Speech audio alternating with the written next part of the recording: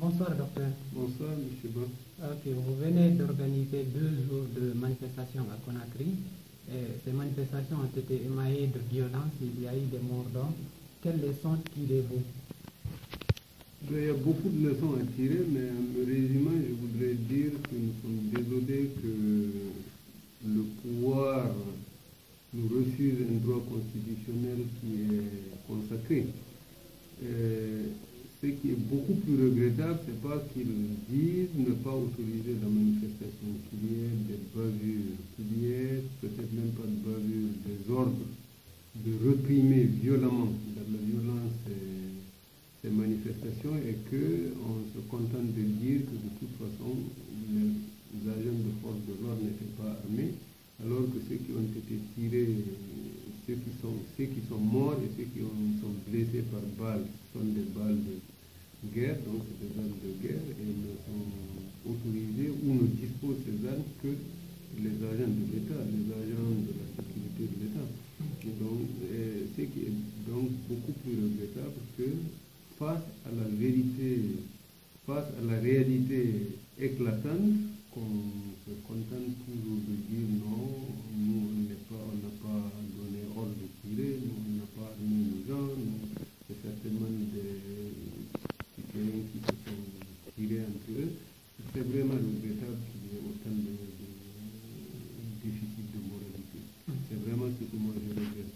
Maintenant, sur le plan succès, moi là aussi je suis obligé de dire que l'opposition aurait pu discerner quand même les tenants et les aboutissants d'une telle manifestation, commencer et arrêter à mi-chemin, et encore après quelques jours reprendre, par rapport à un plan qui était déjà établi au sein de l'opposition tout entière lors d'une plénière qu'on marchait lundi et jeudi.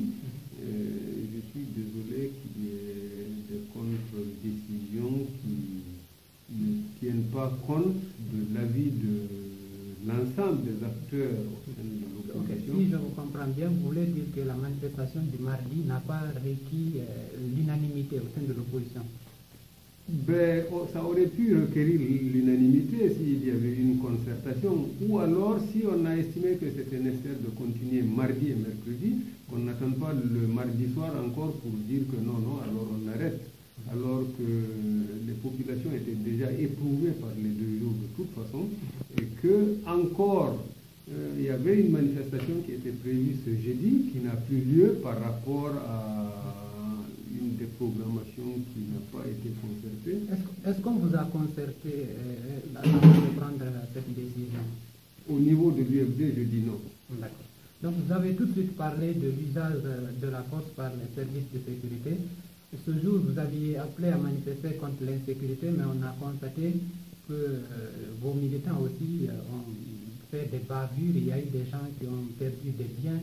Est-ce que vous n'avez pas créé, pour rejoindre le camp de la mouvance, est-ce que vous n'avez pas créé plutôt l'insécurité? Non, je voudrais dire qu'on accuse, puisqu'on a certainement la voix qui se fait entendre plus haut, du côté du pouvoir, on a les moyens, la puissance de l'État, et on fait la répression, on fait des exactions, et on attribue tout ça aux citoyens. Et remarquez que des ministres de la République ne se gênent pas de dire, et même le président de la République aurait dit, à partir des États-Unis, que les tirs proviendraient des manifestants eux-mêmes. Alors que les manifestants, c'est évident, même s'ils voulaient se procurer des armes de guerre, ils n'en ont pas les moyens, puisque c'est sécurisé par l'État. C'est un des devoirs de l'État. C'est un devoir régalien de l'État d'être seul dépositaire ou disposant des armes de guerre. Et comment les armes la sortent, à qui on les donne, ça c'est du ressort de l'État. Donc si on ne se gêne même pas de dire que c'est les citoyens qui ont des armes entre eux et qui s'entretuent, comprenez qu'il est encore moins difficile de dire que c'est les citoyens qui ont cassé les biens des gens. À Hamdallah, et ce qui s'est passé là, on l'a appris qu'après, c'est abominable, c'est incroyable, c'est par les pick-up qu'on forçait les portails des gens, on entrait, on prenait des gens à l'intérieur, on prenait leurs biens, ceux qui résistaient, on les amène avec soi pour dire que c'est des manifestants. Et chez notre président Badiko, ils ont cassé des vitres là, puisqu'ils ont forcé le portail, ils n'ont pas ouvert, mais il y a eu des bagarres, ensuite des jets de pierre qui ont cassé des fenêtres. Que ça vienne des forces de l'ordre ou que ça vienne des citoyens qui jetaient les pierres aux forces de l'ordre qui sont entrés dans le quartier pour casser, mais je crois que c'est la responsabilité de l'État, c'est la responsabilité de ceux qui sont déployés en dehors des rues pour aller dans les quartiers. Sous prétexte qu'ils poursuivent des manifestants, ils n'ont qu'à attendre les manifestants au moins dans la rue où ils sont en train de manifester pour les prendre en flagrant délit. Ok, malgré le nombre de morts que vous avez enregistré, puisque vous avez publié une déclaration où vous faites état de 3 morts, oui, même si le gouvernement parle de 2 morts, vous appelez à une autre manifestation le lundi, cette fois-ci c'est contre le processus électoral en cours. Est-ce que il ne fallait pas répondre à la main tendue du pouvoir pour aller sur la table de négociation? C'est une fausse main tendue.